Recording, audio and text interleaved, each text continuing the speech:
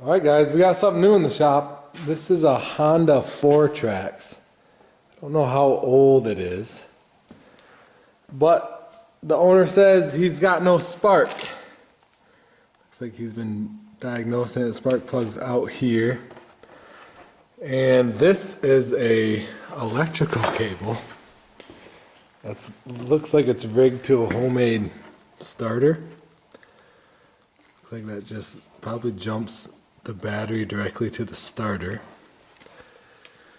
And I think how that came about was possibly, this looks new. Whether it didn't get hooked up or what, we're gonna have to dive. Obviously it's not hooked up all the way, but we'll have to dive into that and see what's going on. Okay, my first thought is let's make sure we have oil in this bad boy. So if we do get it to turn over and run, we're not running it dry. And we do have oil. So that gives us the green light to try to get this thing running. Let's take off the seat here. See how they have this ran. Should be a lever back here. Oh, the whole thing comes off.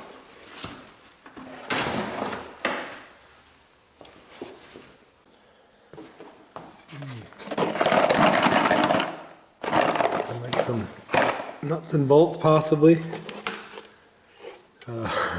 Sock air filter, all right.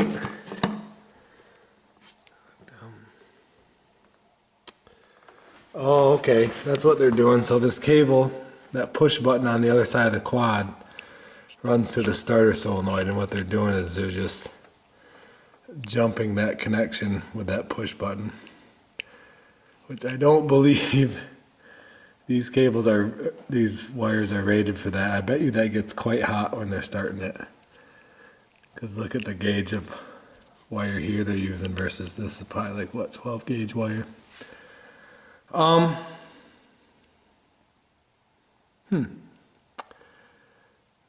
So I wonder how this all unfolded. I'm thinking, here's my thought process.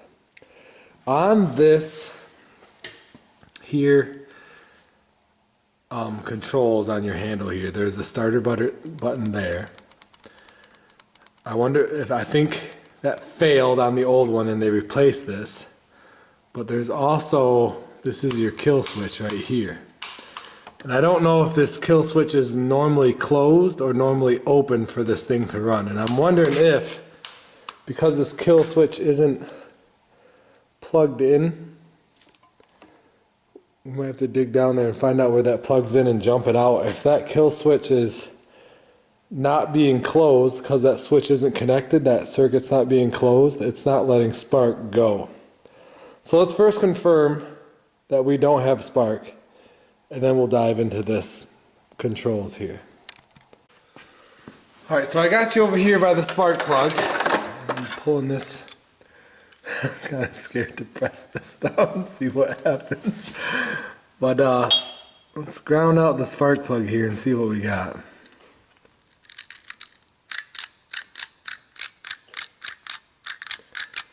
Well, I think we got a dead battery is what we got.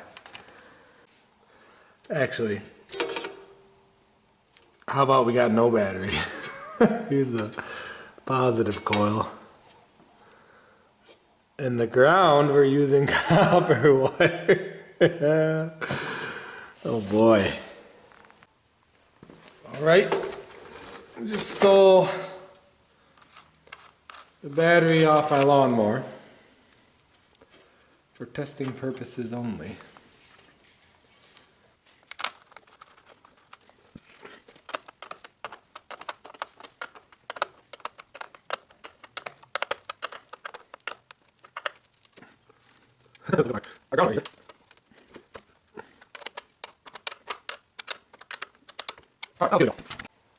Okay, so because I value my fingers, I'm gonna wear a welding glove while I jimmy jam on this push button. This is so cool.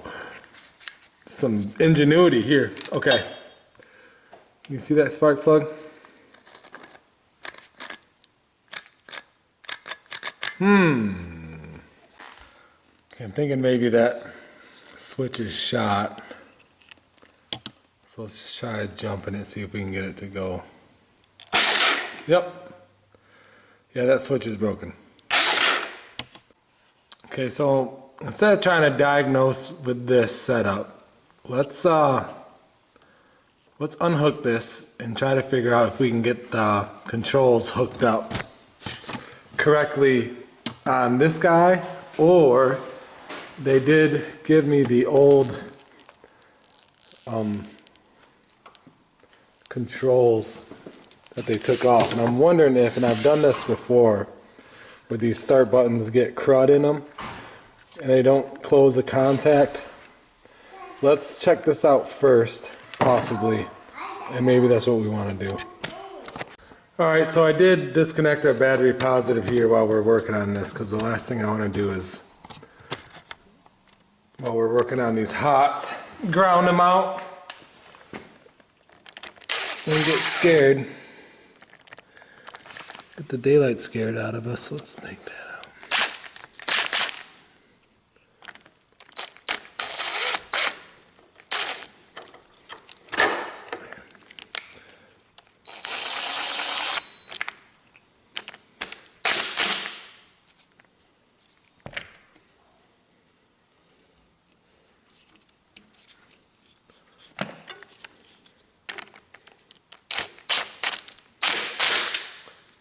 Another option could be too that the control button was good, but the starting solenoid was bad. Okay, so because we're getting into all of this wiring, there's a lot. I want to dig up a wiring diagram so we can see what two wires are your push start, and then what two wires are going to be your kill spark, kill engine wires, so we can make sure both of these are working and hooked up before we test for spark.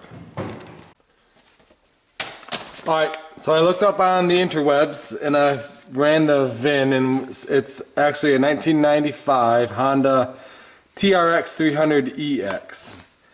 And I was able to find some wiring diagrams while also giving my computer a virus. Just kidding. Those are all pretty fuzzy, but I blew this up and I want to look at the starter switch, this circuit here, which cord color is black and yellow with a red tracer. So I blew that up too, but I want to, I think it's on this connector. There is black there. If you can see, that one down in there is yellow with a red tracer. So let's get a meter probed in those spots, and then we can try hitting our start button and see if that connects or not. I'm guessing it doesn't, because this is the one they took off, and I think that's why they took this off, is because the starter button wouldn't work. So let's confirm that. Let me get my meter.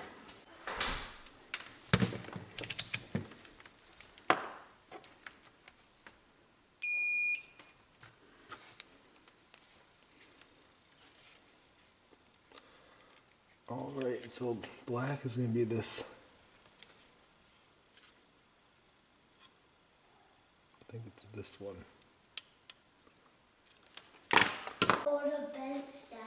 Oh, cool. So I need another one of these. Okay. So I'm taking it into the house.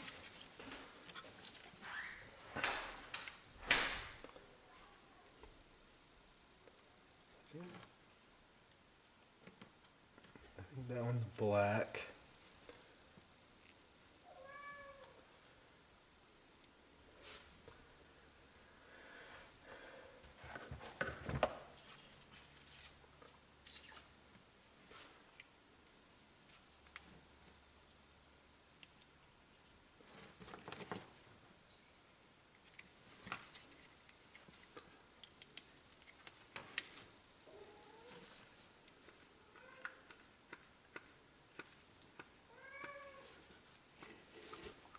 Okay, I'm not getting any continuity. If I have these pinouts right, looks like that top corner one is black. And then the one just in from there is yellow with a red tracer. It might be this one. Let's try that.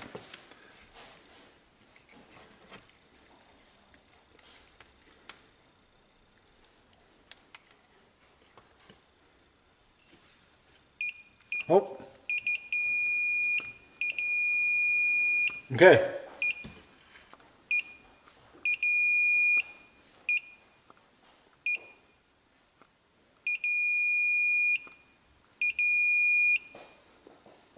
So it's not making good contact. I gotta, even when I press it down pretty hard.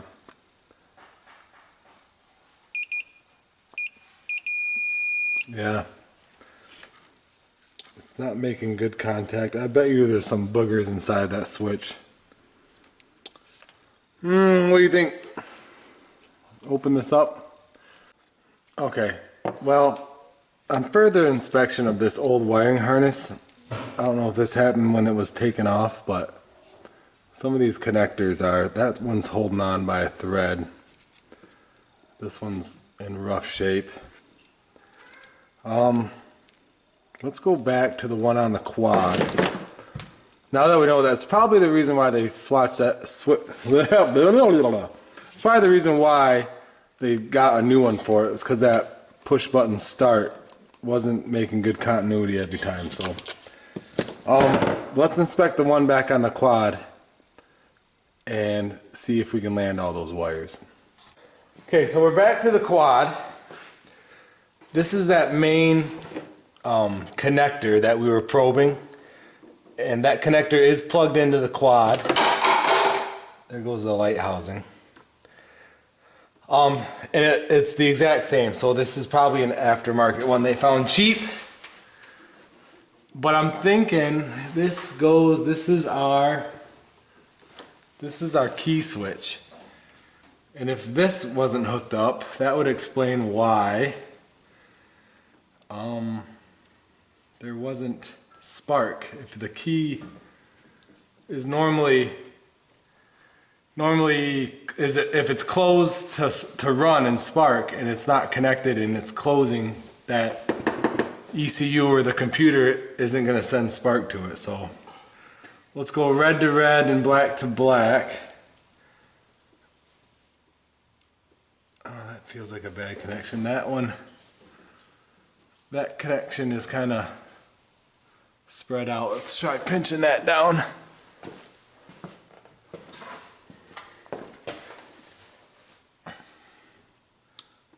See where the seam is.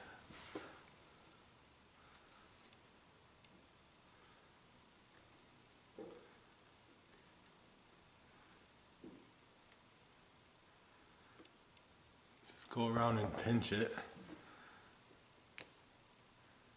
Okay, yep, that fits much better. I believe these ones, if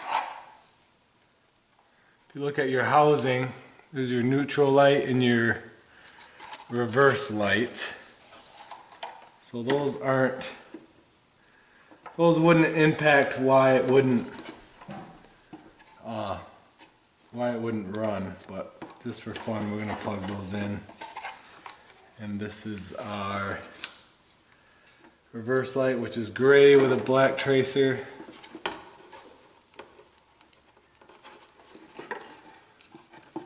And also black again. So black is obviously the common throughout this thing. Okay. So we got everything hooked up. Let's put our battery back in and try again. Now that we have that key switch wired in, that might been our issue. Okay, so we got the battery hooked back up. Let's turn our key switch on. See if we get any Okay, so we do get a neutral light.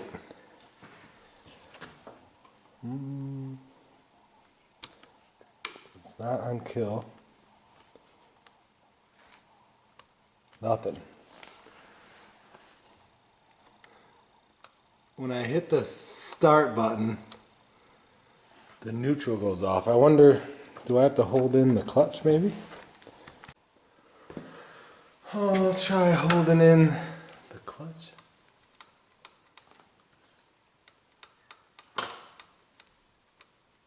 I don't know if it has that clutch safety. It shouldn't. If it's in neutral, it shouldn't have to have that. I'm thinking next, let's go back to this starter solenoid here and see if we can find the trigger wires. Obviously this is your battery positive, and then this goes to the starter.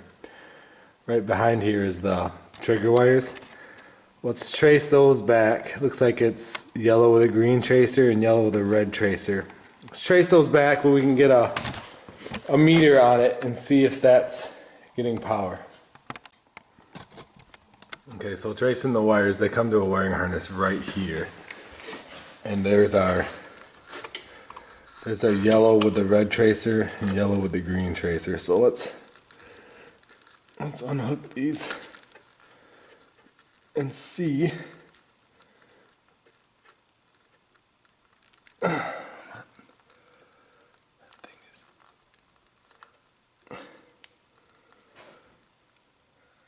That connector is on there.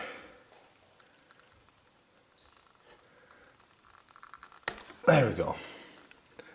Alright, let's get our meter on these two leads and see if they're getting a connection.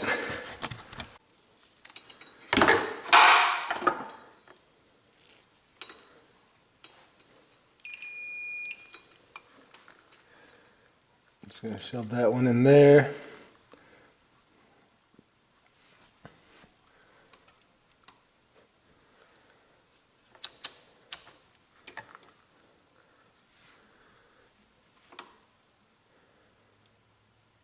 Okay, it's getting 5 volts.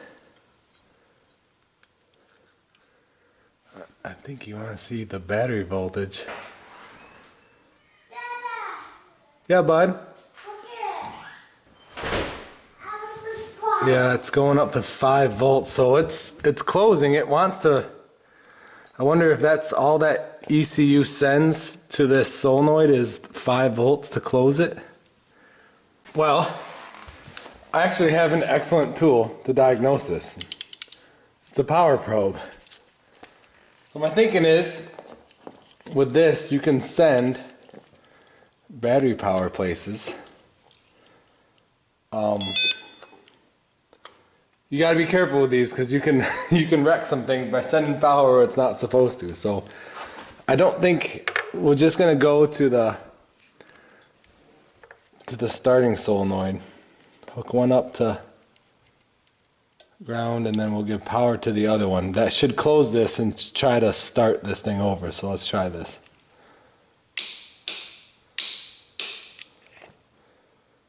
Well, it's closing the solenoid. You can hear it close, but we're not getting any power. We're not getting any starting action.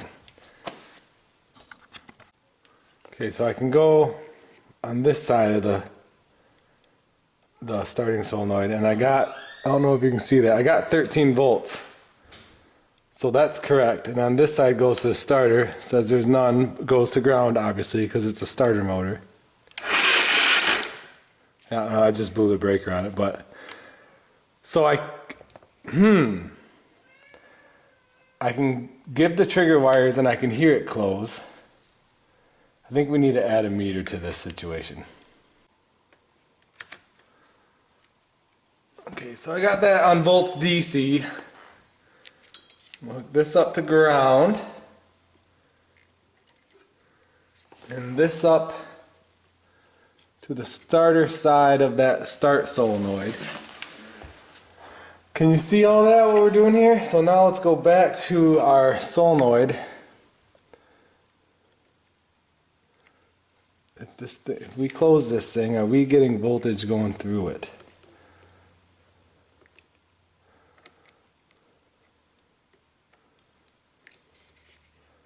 All right, ready? Can you see that? We're not getting any battery voltage through this. So that is pointing me in the direction that this starting solenoid is bad. Let's pull that off. All right, let's unhook our battery here with our copper wire.